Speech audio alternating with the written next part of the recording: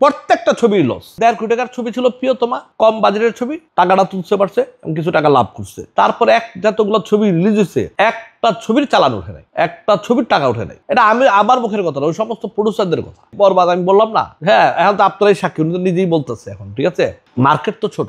এখন কিছু লোক আছে কিন্তু কালো টাকাকে সাদা বানানোর জন্য একটা প্রক্রিয়া থাকে, সেটা কিন্তু একমাত্র ফিল্ম ইন্ডাস্ট্রিতে। তাদের অরেল টাকা আমি নিজের চোখে দেখছি। তো যেমন আমার 2-3 জনের প্রডিউসার নাম বলতে পারবো, 2 নম্বর টাকা কি আইসা পুরো ধুরা ছবিগুলো বানাইছে, তোমরা সবাই জানো। তারা কি কোনোদিন সিনেমা চলছে বা চলে নাই এ ধরনের খোঁজ খবরও তারা কোনোদিন নেয় নাই। তারা বানানোর দরকার, একটা শো করার দরকার, তারা বানাইছে। এখনো কিন্তু সেম এই জিনিসটাই হচ্ছে। নাইলে ভাই আমার মার্কেট আছে সর্বোচ্চ হায়েস্ট না, ভালো নায়ক মানে আমার 1 থেকে 2 কোটি টাকা মার্কেট আছে।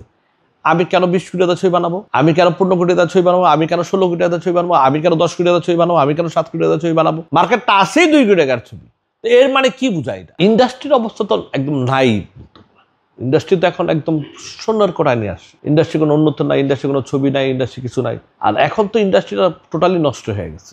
যেমন আগে তো টুকটাক মানুষের একটা ছবি করতো, 2-3টা ছবি করতো। এখন কেউ যদি বলে যে আমার রেভলিউশন 3 কোটি, হ্যাঁ 4 কোটি 5 কোটি, হ্যাঁ, যদি কেউ বলে, তখন অন্য যে নায়ক নায়িকারা তারা বলবে যে আমার নির্বাচন যারা ছবি বানাইতো 70-80 লাখ টাকা যারা ছবি বানাইতো, তারা যখন যাবে তাদেরকে বলতো ভাই ওই নায়করা তাহলে 3 কোটি দেন, আমার তো 50 লাখ দিবেন। অথচ কিন্তু তারা 50 লাখ টাকা 30 লাখ টাকা অলরেডি চাচ্ছে, তারা নিচ্ছে।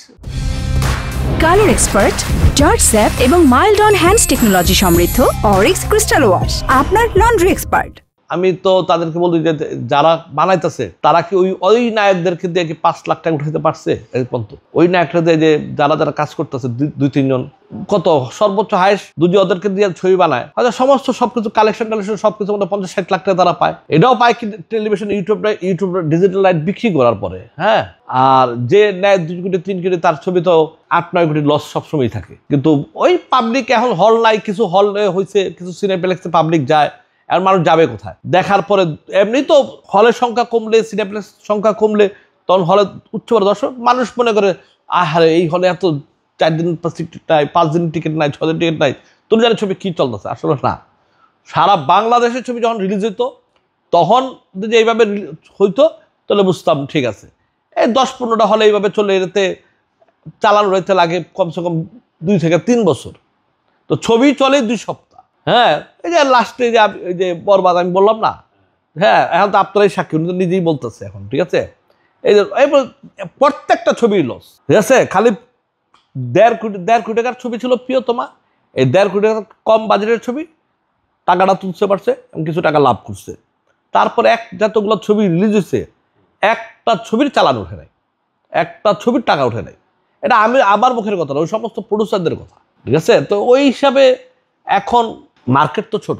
এখন কিছু লোক আছে কিন্তু কালো টাকাকে সাদা বানানোর জন্য একটা প্রক্রিয়া থাকে, সেটা কিন্তু একমাত্র ফিল্ম ইন্ডাস্ট্রিতে। ঠিক আছে, তাদের অরেল টাকা আমি নিজের চোখে দেখছি। তো যেমন আমি 2-3 জনের প্রডিউসার নাম বলতে পারবো, হ্যাঁ।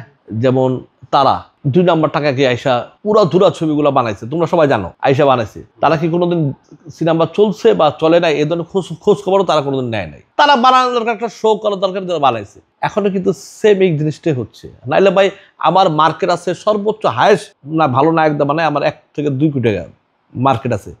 আমি কেন 20 কোটি টাকা ছবি বানাবো? আমি কেন 15 কোটি টাকা ছবি বানাবো? আমি কেন 16 কোটি টাকা ছবি বানাবো? আমি কেন 10 কোটি টাকা ছবি বানাবো? আমি কেন 7 কোটি টাকা ছবি বানাবো? মার্কেটটা আসেই 2 কোটি টাকার ছবি। তো এর মানে কি বুঝায়? এটা একদম সোজা না এখন এইটাই। আর ওই যে এখন যারা ছোট মিডিয়ার যারা 2-4 জন আছে বা 2-4 জন ছেলে মেয়েরা যারা কাজ করতেছে, তাদের মার্কেট আছে সর্বোচ্চ 50 লাখ টাকা, 50 লাখ টাকা 60 লাখ টাকা তাদের মার্কেট আছে। আর তাদের ক্ষমতাই নেই 1 কোটি টাকা তাদের মার্কেট। এই তো আছে। এখন তাদের ছবি যদি 3-4 কোটি টাকা বানায়, তোর বাকি টাকাগুলো কি লস? তো একটা মানুষ, একটা প্রডিউসার জেনে শুনে কেন সে লস করবে? নিশ্চয় তো কোনো কারণ আছে না। কারণ মার্কেট আপনি দেখেন, 15টা সিনেপ্লেক্স, 15টা হল, এই 30টাই চলে। আর সবই তো যেগুলো আছে অল্প বাজারে, 1 দিন 2 দিন 3 দিন পরে সবগুলো বন্ধ হয়ে যায়। বলে 30টা সিনেপ্লেক্স, 15টা, আর সিনেমা হল আছে 15টা বড়, যেগুলো চলার মতো। তো এই 30টা হলে কয় টাকা মানুষ প্রডিউসাররা পায়?